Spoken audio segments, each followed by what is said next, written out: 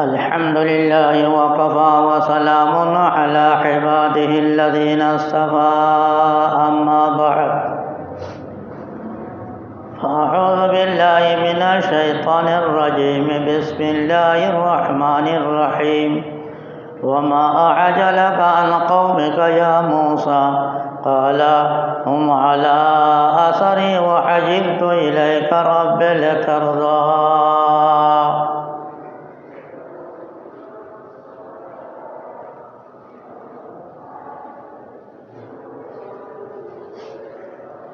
اللہ جل شانہ نے ارشاد فرمایا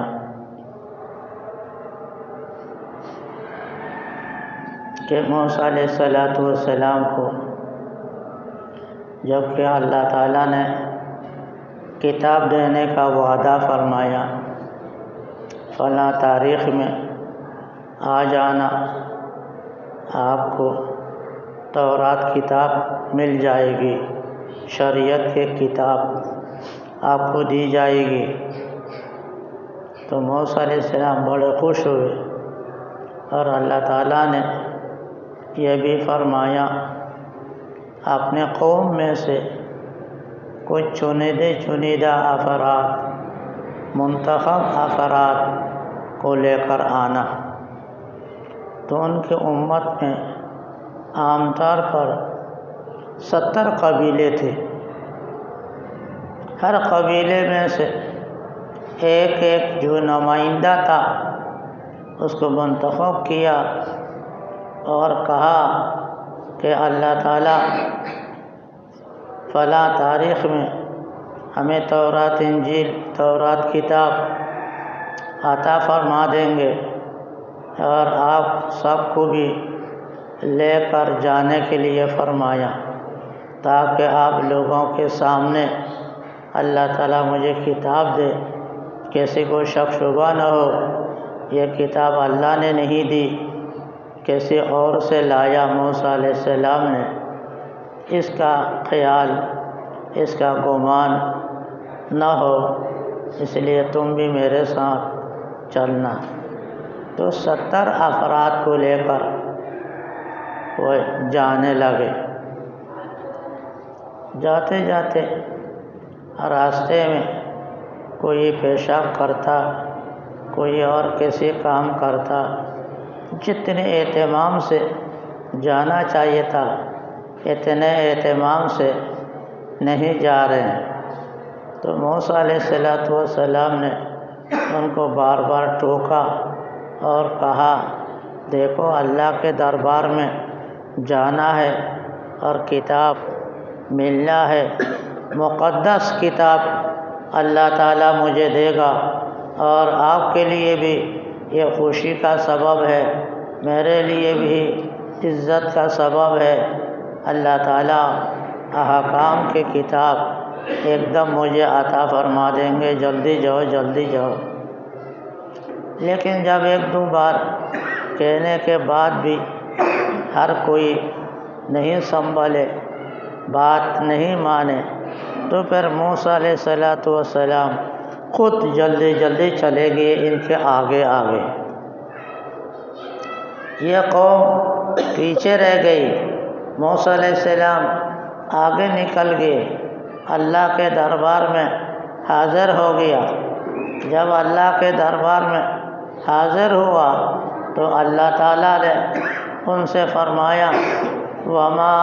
أَعْجَلَكَ عَنْ قَوْمِكَ يَا مُوسَىٰ، اے موسیٰ اپنے قوم کو چھوڑ کر آگے کیوں آ گیا؟ آپ کو تو ان کو ساتھ لے کر آنے کے لیے کہا تھا،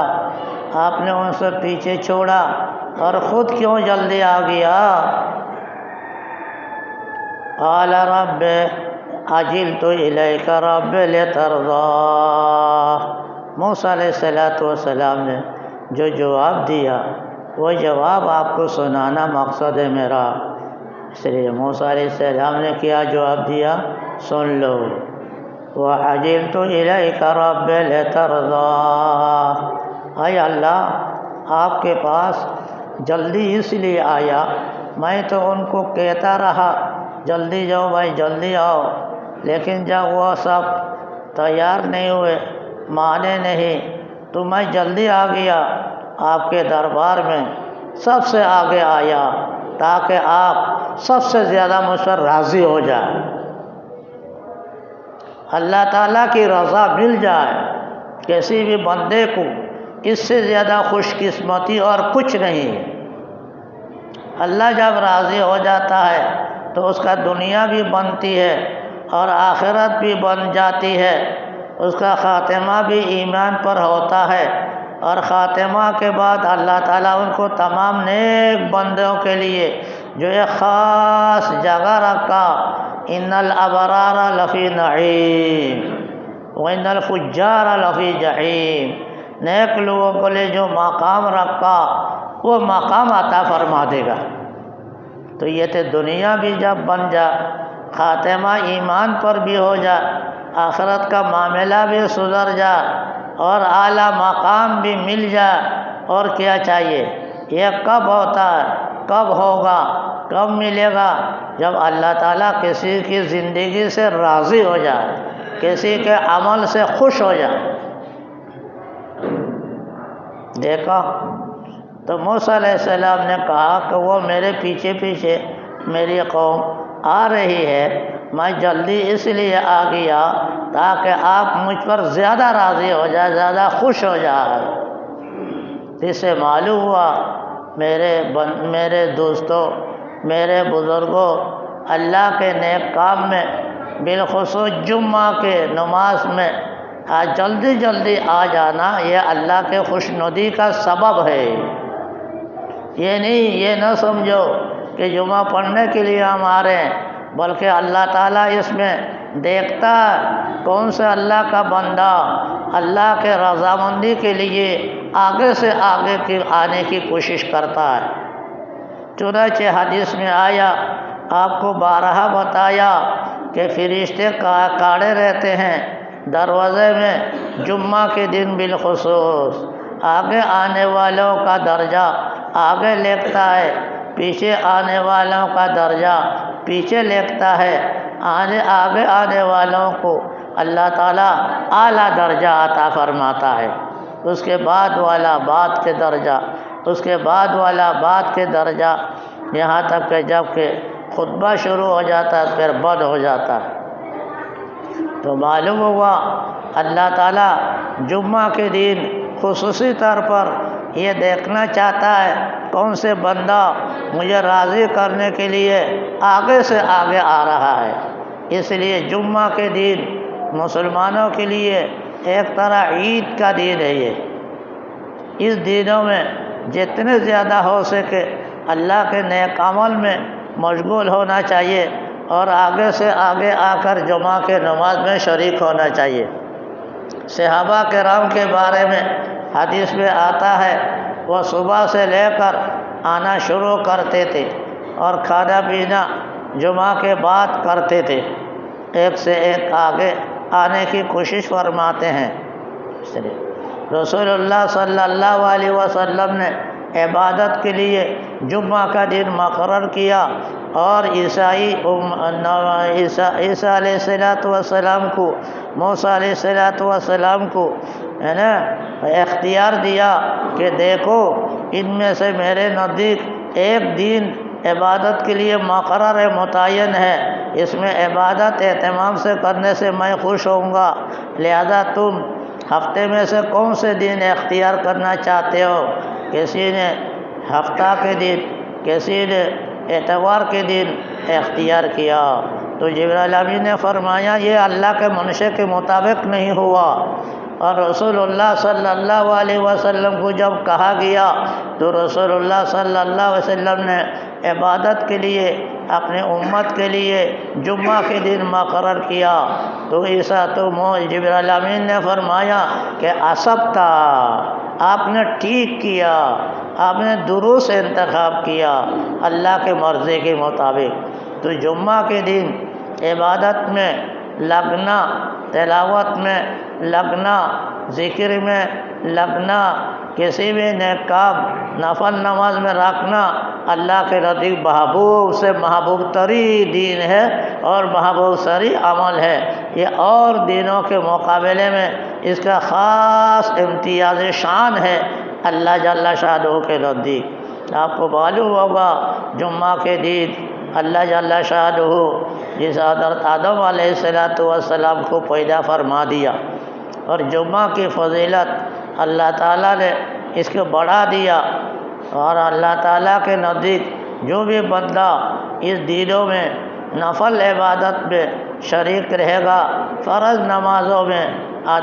نمازوں کو ادا کرنے کے ساتھ ساتھ اللہ تعالیٰ اس کے درجہ بڑھا دے گا اور اس کی زندگی سے راضی ہو جائے گا اور خوش ہو جائے گا۔ اللہ تعالیٰ کی رضامندی اگر مل جائے کسی بندے کو، اس سے زیادہ نیک بختی اور کچھ نہیں۔ وَرِضْوَانٌ مِّنَ اللَّهِ اکبر، اللہ تعالیٰ نے خود ہی فرمایا قرآن کریم میں، اللہ کی رضامندی مل جانا تمام نعمتوں سے بہتر ہے، اور جتنے بھی نعمتیں ہیں دنیا کے آخرت کی، سب ایک طرف، اللہ کی رضامندی ایک طرف، اللہ کو راضی کر کے اللہ کی خوشنودی حاصل کرتے ہوئے اللہ کے کوئی نیک بندہ بالخصوص جمعہ کے دن جو عبادت کرے گا اس کا درجہ بڑھ جائے گا۔ ہمیں یہی درجہ مرنے کے بعد قبر میں ضرورت پڑے گی ہمیں، اور پل صراط میں ضرورت پڑے گی ہمیں، حساب کتاب میں ضرورت پڑے گی ہمیں۔ ان عبادات کی فضیلت، اصل ثواب، اصل درجہ تو آخرت میں ملنا ہے، مگر اس کی برکت سے اللہ تعالیٰ دنیا کی زندگی بھی درست فرما دیتے ہیں۔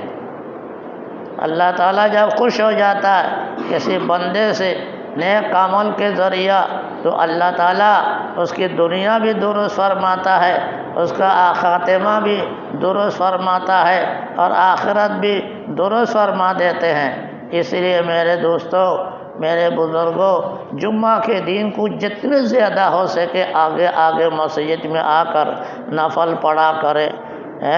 درود شریف پڑھا کرے، استغفار پڑھا کرے، تلاوت کیا کرے، جو مناجات کیا کرنا ہو تو کرے، تو جو بھی کرنے نفل کام کرنے کے لیے اہتمام ہونا چاہیے ہر مسلمان کو۔